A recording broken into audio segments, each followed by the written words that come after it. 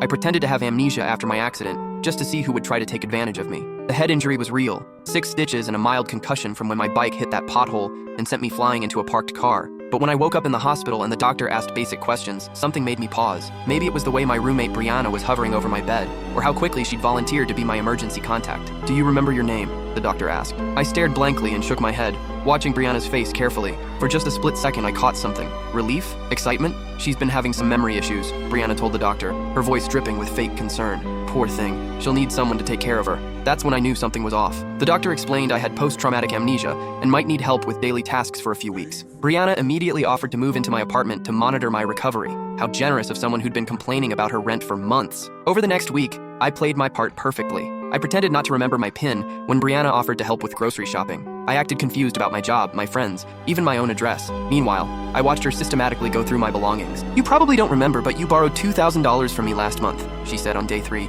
showing me a fake text conversation she'd clearly created. "For your mom's medical bills. My mother had been dead for 5 years. And this necklace? You said I could have it since you never wear it anymore." She held up my grandmother's gold locket, the only thing I had left of her. I nodded vacantly while mentally planning her destruction. The real kicker came when she brought her boyfriend Dylan over. They thought I was napping, but I heard everything through the thin walls. "She's got $15,000 in her savings account," Brianna whispered. "I saw the statements. If we move fast, we can clean her out before she gets her memory back." "What if she remembers?" Dylan asked. "Then we disappear. She can't prove anything." That night, I called my actual best friend Zoe and filled her in. We'd been planning my birthday party for weeks, something Brianna conveniently couldn't remember to help normalize my supposed memory loss. The next morning, Brianna announced she'd found a specialist who could help restore my memory. For $5,000 up front, of course. She'd already helpfully printed out the bank transfer forms. "I just need you to sign here," she said, pointing to the signature line. I picked up the pen, then looked at her with clear, focused eyes. "Brianna," I said in a perfectly normal voice, "you're a piece of shit." Her face went white. "Your memory never left, but yours clearly did, because you forgot I'm not an idiot."